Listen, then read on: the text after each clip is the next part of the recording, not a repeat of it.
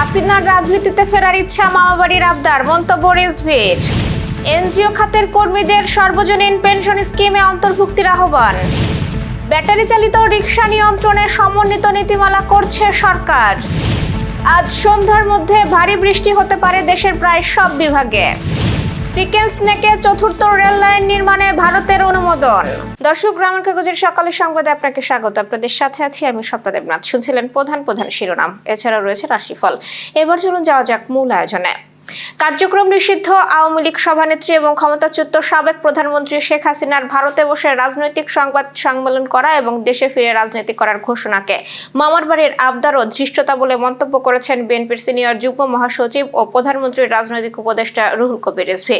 তিনি বলেছেন, হাজার হাজার মানুষকে হত্যা করার পর এই ধরনের বক্তব্য জনগণ মেনে নেবে না। জনগণ গুম ও খুনের বিচার দেখতে চায়। বিএনপির প্রয়াত ক্রীড়া সংগঠক আরাফাত রহমান কোকোর ৫৭তম জন্মবার্ষিকী উপলক্ষে আয়োজিত আলোচনা সভা ও দোয়া অনুষ্ঠানে প্রধান অতিথির বক্তব্যে তিনি কথা বলেন। রিজভী আরো বলেন, যারা শেখ হাসিনাকে আশ্রয় দিয়েছেন তারা মূলত তাকে দিয়ে নিজেদের স্বার্থ হাসিল করতে চান। শেখ হাসিনা ও তার দল জিয়া পরিবারকে ধ্বংস করতে চেয়েছিল। অনুষ্ঠানে প্রয়াত আরাফাত রহমান কোকোর স্মৃতিচারণ করে রিজভী বলেন, আরাফাত রহমান কোকো রাজনীতি করতে চান না। তিনি ছিলেন একজন ক্রীড়া সংগঠক, কিন্তু তার মৃত্যু স্বাভাবিক ছিল না। মায়ের উপর হওয়া অত্যাচার ও নির্যাতন তিনি সহ্য করতে পারেননি। দেশীয় ও আন্তর্জাতিক পর্যায়ের এনজিও খাতে কর্মরত ব্যক্তিদের দীর্ঘমেয়াদী আর্থিক নিরাপত্তা নিশ্চিত করতে সর্বজনীন পেনশন স্কিমের আওতায় বিশেষ করে প্রগতি স্কিমে অন্তর্ভুক্তির আহ্বান জানিয়েছেন প্রধানমন্ত্রীর অর্থ ও পরিকল্পনা বিষয়ক উপদেষ্টা অধ্যাপক ডক্টর রাশেদ আল মাহমুদ তিতুমির। রাজধানীতে এনজিও বিষয়ক ব্যুরোর আয়োজনে অনুষ্ঠিত সর্বজনীন পেনশন স্কিম বিষয়ক আলোচনা সভায় জুম প্ল্যাটফর্মের মাধ্যমে যুক্ত হয়ে প্রধান অতিথির বক্তব্যে তিনি এই আহ্বান জানান। সভায় এনজিও বিষয়ক ব্যুরোর সঙ্গে নিবন্ধিত দেশীয় ও আন্তর্জাতিক পর্যায়ের ২৫০টি এনজিওর প্রতিনিধিরা অংশ নেন। এতে জাতীয় পেনশন কর্তৃপক্ষ, অর্থ বিভাগ এবং দেশীয় ও আন্তর্জাতিক এনজিওগুলোর কর্মকর্তারা উপস্থিত ছিলেন। উপস্থাপনায় বলা হয়, সর্বজনীন পেনশন স্কিম নাগরিকদের বার্ধক্যকালীন আর্থিক নিরাপত্তা নিশ্চিত করার লক্ষ্যে গৃহীত একটি রাষ্ট্রীয় গ্যারান্টিযুক্ত সামাজিক সুরক্ষা ব্যবস্থা। বেসরকারি প্রতিষ্ঠান, ব্যাংক, আর্থিক প্রতিষ্ঠান, বহুজাতিক কোম্পানি এবং দেশীয় ও আন্তর্জাতিক এনজিও সহ বেসরকারি খাতে কর্মরত ব্যক্তিদের জন্য প্রগতি স্কিম চালু করা হয়েছে। এই স্কিমের আওতায় নিয়মিত চাঁদা জমার মাধ্যমে কর্মজীবন শেষে আজীবন মাসিক পেনশন পাওয়ার সুযোগ রয়েছে। ব্যাটারি চালিত রিকশা বা ই রিকশা ব্যবস্থাপনায় নতুন সমন্বিত নীতিমালা প্রণয়ন করেছে সরকার। সিটি কর্পোরেশন, পৌরসভা, উপজেলা ও ইউনিয়ন পরিষদ এলাকায় ই রিকশার নিবন্ধন, চালকের লাইসেন্স এবং চলাচল ব্যবস্থাপনাকে একটি নিয়মের আওতায় আনার পরিকল্পনা নেওয়া হয়েছে।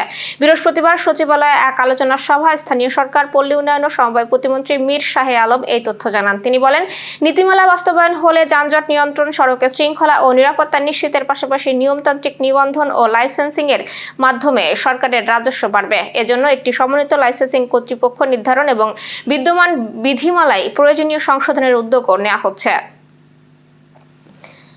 আজ দেশের বিভিন্ন স্থানে হালকা থেকে মাঝারি ধরনের বৃষ্টির পাশাপাশি দেশের কোথাও কোথাও মাঝারি ধরনের ভারী থেকে ভারী বর্ষণ হতে পারে। বৃহস্পতিবার সন্ধ্যা ৬টা থেকে পরবর্তী ১২০ ঘন্টা বা ৫ দিনের আবহাওয়ার পূর্বাভাসে এই তথ্য জানিয়েছে বাংলাদেশ আবহাওয়া অধিদপ্তর।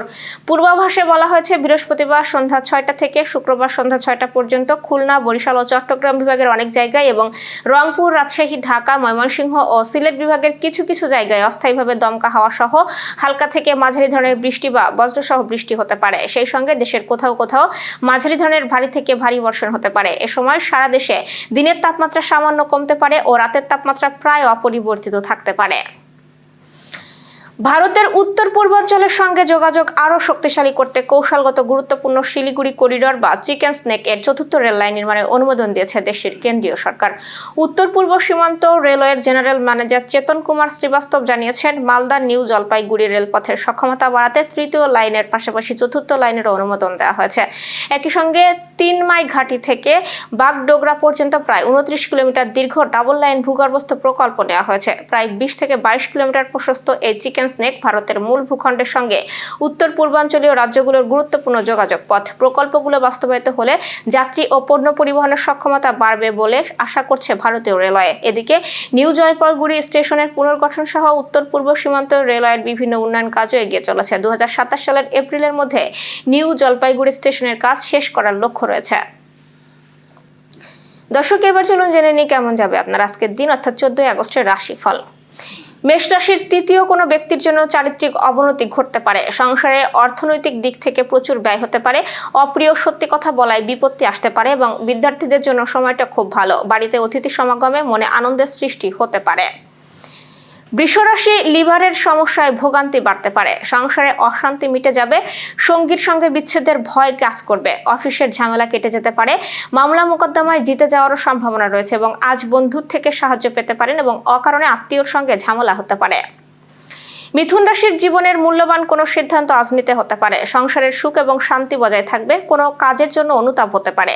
শারীরিক ক্ষমতা অনুযায়ী কর্ম করুন। অসুস্থ হওয়ার সম্ভাবনা রয়েছে। সন্তানদের জন্য চিন্তা বৃদ্ধি হবে এবং ব্যবসা বা অফিসে মাথা ঠান্ডা রাখুন এবং খুব বুঝে কথা বলুন। কর্কট রাশির শারীরিক সমস্যা বৃদ্ধি পেতে পারে। আজ ব্যবসার দিকে অশুভ কিছু ঘটতে পারে। দাম্পত্য কলহের যোগ রয়েছে। সম্পর্কের জন্য বড়দের সঙ্গে বিবাদ হতে পারে। সংসারে কোনো বিবাদ কাজে মন দিতে অসুবিধা হবে এবং সামাজিক কোনো কাজে জনপ্রিয়তা বাড়তে পারে। সিংহ রাশির শ্বশুর বাড়ি থেকে কিছু উপহার পেতে পারেন। আজ ব্যবসায়ীদের ব্যবসায় অগ্রগতির যোগ রয়েছে। পিঠের ব্যথায় ভুগতে হতে পারে এবং চোট লাগতে পারে। সাবধানে থাকুন। কোনো বিষয়ে সংশয় নিয়ে সঙ্গীর সঙ্গে ঝামেলাও হতে পারে। কন্যা রাশির আজ সম্মান প্রাপ্তির যোগ রয়েছে। কোনো পাওনা টাকা আদায় নিয়ে বিবাদ হতে পারে। পড়াশোনার জন্য দিনটি ভালো। কর্মস্থানে নতুন কিছু শুরু হতে পারে। পায়ে কোনো আঘাত লাগতে পারে এবং পরিবারের সকলের সঙ্গে সম্পর্ক খুব ভালো থাকবে। ব্যবসার দিকেও বাড়তি কোনো খরচ হতে পারে। তুলা রাশির বন্ধুর বিপদে পাশে থাকতে না পারায় মানসিক যন্ত্রণা বৃদ্ধি পাবে। কোনো উচ্চপদস্থ ব্যক্তি আপনাকে যেচে উপকার করতে পারেন। চাকরিতে বদলি হওয়ার যোগ রয়েছে। আজ প্রণয় সুখ বৃদ্ধি পেতে পারে এবং অতিরিক্ত পরিশ্রমের ফলে রক্তচাপ বৃদ্ধি পাবে এবং সতর্ক না থাকলে অফিসে সম্মানহানির হওয়ারও যোগ রয়েছে। বৃশ্চিক রাশির গঠনমূলক কোনো কাজের জন্য চিন্তা ভাবনা করতে হবে। উচ্চ রক্তচাপের সমস্যায় ভুগতে হবে। স্নেহভাজন কারোর সঙ্গে ঝামেলা হতে পারে এবং ঋণ পরিশোধ করার জন্য সঞ্চয়ে ব্যাঘাত ঘটতে পারে। ব্যবসায়ে জটিলতা কাটিয়ে ওঠার সময় এসেছে এবং অপরের জিনিসের দায়িত্ব আজ নেবেন না। ধনুরাশির সারাদিন প্রচুর পরিশ্রম হতে পারে। যানবাহন চড়ার সময় অতিরিক্ত সতর্ক থাকুন। আঘাত প্রাপ্তির যোগ রয়েছে। অযথা কোনো ঝামেলায় জড়িয়ে পড়তে পারেন এবং সম্পত্তি কেনাবেচার জন্য আজ শুভ সময়। শারীরিক সমস্যায় ভুগতে হতে পারে এবং অর্থ উপার্জনের ভাগ্য ভালো। কর্মজগতেও আপনার জনপ্রিয়তা বাড়তে পারে। মকর রাশি আজ সারাদিন হতাশা বোধ করবেন। প্রতিবাদী মনোভাবে সমাজের সম্মান বৃদ্ধি হতে পারে। আজ নতুন কোনো কাজের খবরও পেতে পারেন এবং সঞ্চয় নিয়ে সঙ্গীর সঙ্গে অশান্তি হবে। মা বাবার সঙ্গে সুসম্পর্ক বজায় থাকবে এবং গৃহে বা কর্মস্থানে মাথা প্রচুর ঠান্ডা রেখে চলতে হবে। পরিস্থিতির বিরুদ্ধে যাওয়ার আশঙ্কা রয়েছে। কুম্ভ রাশি অতিরিক্ত কথার জন্য ঝামেলা সৃষ্টি হতে পারে। পড়াশোনার প্রতি আগ্রহ বৃদ্ধি পাবে। আপনার মনের কথা বলার জন্য সঠিক মানুষ পাবেন। গুরুজনদের পরামর্শ মেনে চলুন। প্রতিবেশীর দ্বারা ব্যবসায় উপকার পেতে পারেন এবং কারো প্ররোচনায় পা দেবেন না। পরিবারে অশান্তি মিটে যাওয়ার সম্ভাবনাও রয়েছে। মীন রাশির সন্তানের আর সুবুদ্ধি ঘটবে। সর্দি কাশিতে ভোগার আশঙ্কা রয়েছে। রাজনীতির সঙ্গে যুক্তদের জন্য খুব ভালো সময়। ব্যয়ের দিকে আজ একটু বেশি সংযত থাকতে হবে। সঙ্গীর সঙ্গে মতবিরোধ কেটে যাবে। কর্মক্ষেত্রে দায়িত্ব পালন নিয়ে ঝামেলা হতে পারে এবং শারীরিক সমস্যায় বহু অর্থ ব্যয় হতে পারে। দর্শক, ছিল এখনকার আয়োজন। সব খবর সবার আগে জানতে ও দেখতে চোখ রাখুন গ্রামের কাগজের ইউটিউব চ্যানেল ও ফেসবুক পেজে। বিদ্যুৎ ও জ্বালানি তেল ব্যবহারে সাশ্রয়ী হন। আপনার কোনো প্রশ্ন বা তথ্য থাকলে জানাতে পারেন কমেন্টে। এতক্ষণ সাথে থাকার জন্য ধন্যবাদ। পরবর্তী খবর দেখুন বেলা 2:30টায়।